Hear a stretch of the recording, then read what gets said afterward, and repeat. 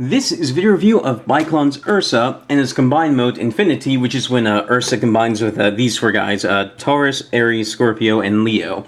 It's been a while since I've reviewed these four guys, but basically what their deal is that these two form shirts and these two form pants, and then they can swap back and forth to make four possible robot combinations. And it was really cool. I really like the guys. But now that we have Ursa, we have another robot mode because he turns into a robot, and then there's a combined mode of all five of these guys, which is humongous because like all of these guys are like as big as a Voyager, and then this guy is easily the size of a Leader class figure. Anyway, I'm going to just pass these over the camera just in case you didn't see them beforehand. This is Leo. This is Scorpio. Aries, the Ram of War. And then Taurus over here. And then we'll move on to Ursa. Now, I'm not too terribly sure what I feel about Ursa's bear mode because I think it's a little bit ugly because it is very squat from front to back. It looks like he's scrunching his shoulders back because he doesn't really have any kind of neck, and then his torso is very short, and then his legs are just almost straight down. There's no hint of any kind of limb system in there, even though he does have some Poseability down there. Basically, it's just not the most well-executed bear mode of all time. But if you're just looking at some kind of random quadruped, it is a pretty cool-looking thing. So it's not too terrible. It's just not the most bear-like thing I've ever seen. He does have a little pilot, where if you pull this up, you can pull the pilot out, and, oops, he's this little guy. Put him back in. And unlike some of the other ones, like I think on Taurus over here, it was very hard to get the pilot in and out.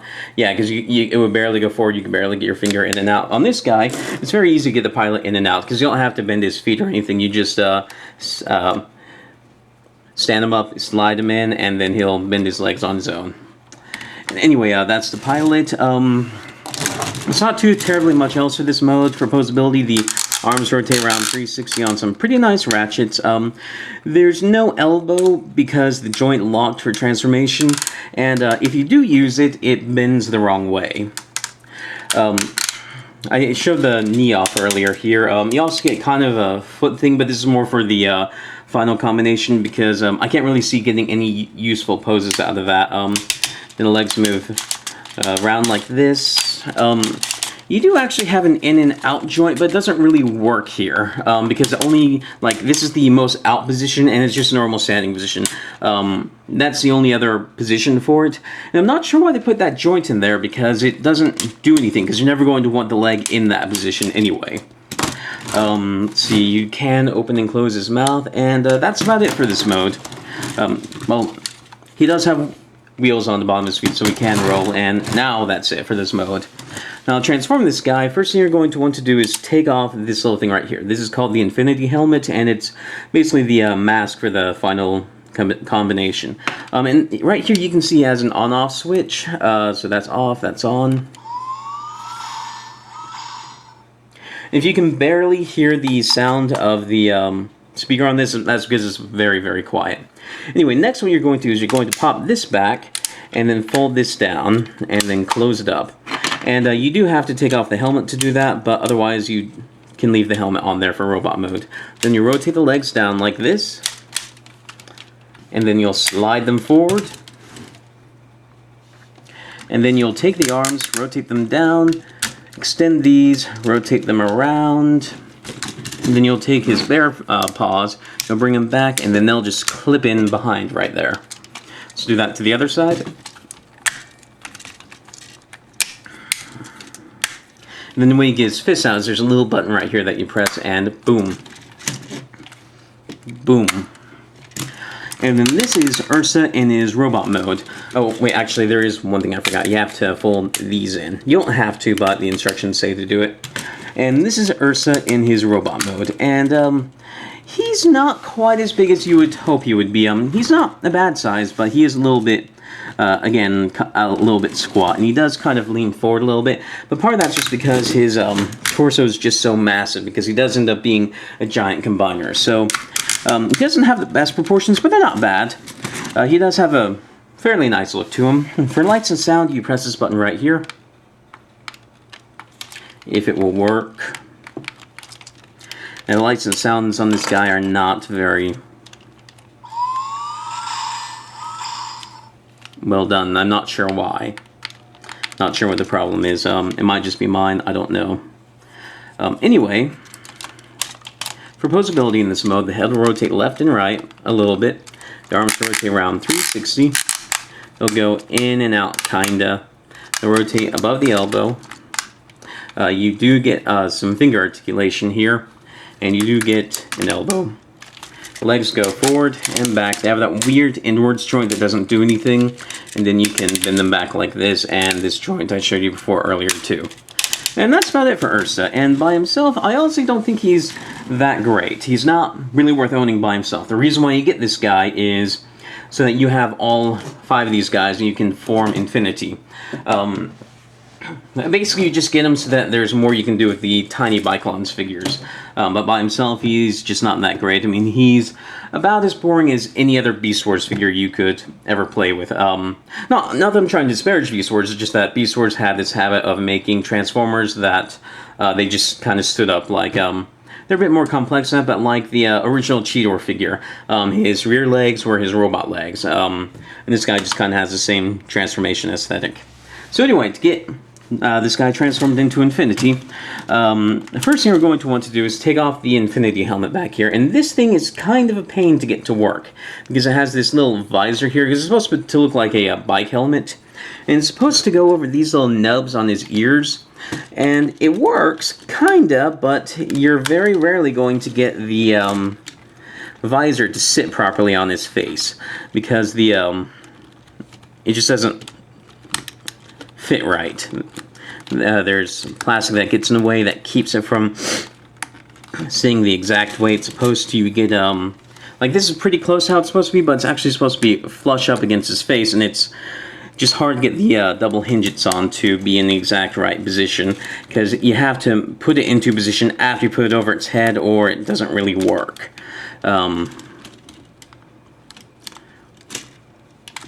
And it's just kind of a hassle, and there's no easy way to do it. Sometimes I got lucky, like before I filmed this video, and I tore down Infinity to do it. That was one of the times I had gotten lucky, but this is about the best I'm going to be able to do, but there's his head. Next thing you're going to do is you're going to take his arms, fold the hands in like this, straighten the arms, collapse them down, then you're going to rotate them up like this. It doesn't really matter where, just as long as they're kind of even. Let's see, is that even? No. Well, yeah, no. And then what you're going to do is you're going to take the arms, you're going to rotate them to his back like this. And then they're just going to hang out there. They don't peg into place or anything, but they do kind of ratchet into place. And that'll expose his arm ports here. And to show how back heavy he is. The next thing you're going to do is you're going to, and again the helmet came undone. Next you're going to want to do is you're going to take these, fold them back, and open these. And then if he will stop being a floppy mess, then we can move on to getting the other guys right. There, I think I got the helmet done just about perfect there. Anyway, this is how you want them to be for the combined mode. Basically, you're just making it so that you're exposing these ports down here, and you're folding his arms to the back so you can show his arm ports right here. As you can see, this guy is kind of awkward to deal with in this mode. He's just not the most stable guy, because nothing really pegs in very well. Anyway, now we'll move on to the smaller guys and how they transform and combine. I'm going to start with the legs so we can just get those on so that he can be standing. The first thing we're going to start with is Aries here. Now the way the instructions tell you to do this doesn't quite work. I'll show it to you, but basically it falls over if you do it the way the instructions say. So anyway, what you're going to do is you're going to press this button right here. You're going to pop this up.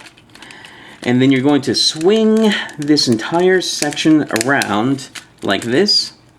And then you're going to bring this back down, and you're going to bring the head up like this and plug this thing into here. Now, one thing that's important to note is I had to cut out some notches in his horns here just to get the head to move back far enough. Otherwise, to get any of this to fit together, stress the plastic quite a bit. And considering that these clips in here are translucent plastic, I'm not convinced that they're very sturdy. So anyway, you'll bring that in, and then you'll press this button back here again, and then fold this down. And this will be the combiner port, by the way. And then what the instructions say to do is to pop the legs up like this, and to point them up like this. And then the heel is just this bit right here. But the problem is that, as you can see, Ursa is very back heavy with these arms here. And he likes to fall back if you just use this as the heel. So what you actually have to do is, since this is the left leg, rotate this one down like this, so it's at a 45-degree angle. Rotate this one all the way down and telescope it down. And then to fill in the gap, I like to fold these down as well. And I like to fold this down as just another bit of heel, and I fold this up because it will interlock a little bit with some of the kibble hanging off the back of Ursa's legs here. So anyway, here's one leg done. And now I'm going to go for Taurus, who's very much the same, and he actually has a similar problem where I had to modify him so that the headpiece down here would actually join to the footpiece. But anyway, the transformation is basically very similar. You'll pop this up right here, you'll pop this up, and then you'll rotate it around. The reason why I'm keeping my finger over this clear piece is sometimes it likes to pop off, and outside of gluing it, which I don't really want to do because there's a quality control problem on mine that requires me to disassemble it, and if it ever becomes a problem again, I don't want to have to tear this out when it's glued into place, but that will pop out on mine. No idea if it'll pop out on yours, but anyway, you'll rotate this up, and then you will bring it in to peg it. Now, as you can see, there's not quite enough wiggle room or space to get it put together. So to prevent it from stressing, hold on. What I end up doing is I end up cutting a little bit of an upward notch at the very end of this so that I could slide just upwards a little bit and then closer to the slot down here. And it's not perfect, but it works better than it was before. And if I try to make it any better, then it's just going to pop out of the top. So, as you can see, it's not a perfect marriage in there, but it's better than it would be otherwise. And I'm not very pleased about that. And actually, I feel like I've gotten it to work better than this in the past. Like I've gotten it to fit more flush. Oh, yes, I see. The problem was I hadn't flipped this up, which is part of the way that you get enough space to move the head up far enough. And that's a much more flush connection in there. Anyway, you're going to do the same thing with this that you did before, where you move this leg down like this, leave this leg all the way out, and then fold these down. And then I like to fold this down a little bit, basically when you have it on the ground is when you figure out how far this needs to go down. Then I like to fold this up again, just because it helps I like to fold this up just because it interlocks a little bit with the stuff up here, makes it a little bit more stable, I think. And now we can finally attach the legs. One thing about the legs, though, is that what holds the legs together for the most part is a bunch... Yeah, he will make noises when you do that. Why this doesn't work, I don't know. But one thing about the legs on this guy is that they're held... The legs are held together by translucent plastic, basically. That's what the clips are. So, this guy is being supported by stuff that moves around this much, and I'm just not very convinced that it's going to not fall over sometime just because of some clip failing or whatever. So, that is a big problem I have with this guy. I don't... And it's because this guy's so heavy, because basically he has Voyager-sized figures for legs, he has a leader-sized figure for a torso, and he's got two Voyager-sized figures for arms. So he ends up being one of the heaviest figures in my collection. In fact, I think only G12, the combiner from the final combination of Goanger, I think only that thing is any competition for this thing, because this thing is massive. But anyway, looking down at the feet back here, you can kind of see why why I had to do the heels the way I did, because basically what happens is that the legs spread out more than you would think they do, and so these things right here just generally don't end up touching the ground very well. So if I'll just show you what I mean by them falling down. So let me remove these heel pieces and watch. Falls over really easily. Especially on any ground that's not just straight flat. Anything that has a slight curve to it, he will fall down. So now with this though, watch. Stands pretty well. So this is basically how you have to transform the legs, and it's not how the instructions tell you to do it. But anyway, moving on to the arms. There's a quick look at them so far. We're going to start with Leo. And I'm not really impressed with either of the arms. Like, these guys form very good looking legs, but Leo and Scorpio form kind of crappy looking arms. So the first thing I like to do is I like to just turn the head around here so that these things don't bump into it, because these will basically be his elbows. Next we're going to do is fold out this combiner port here. And then we're going to deal with these legs right here. So we're going to take the back pair of legs, rotate them around like this, then around like this, pop them together, and then we're going to bring them up like this. And that's kind of how to get out of the way, but it's the best you can do, but it's not really a good job. And it will cause problems in the future by bumping into the smokestacks on Ursa, these things. So anyway, you'll do the same thing to this side, kinda. Pop them together, squish it upwards like this. And then the way you get the hand is you rotate the head to the side and you get that. But anyway, this is Leo all put together.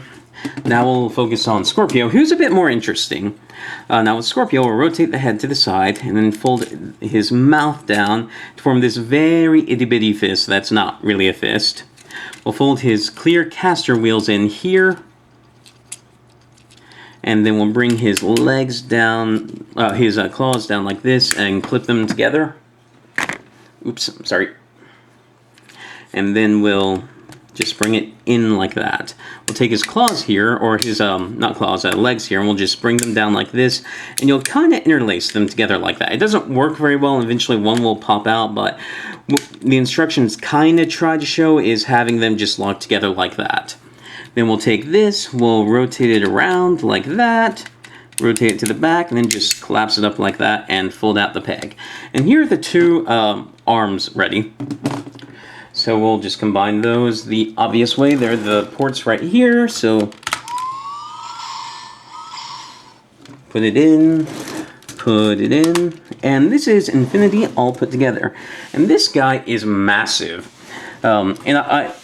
He's very tall, very big, very wide, and very deep. But when I say massive, I mean he is heavy. He is super duper heavy. Like I was saying earlier, I think only G12 is any comparison to it. Maybe G9 is, but G12 definitely is one of the few figures that can compare to him in weight and size.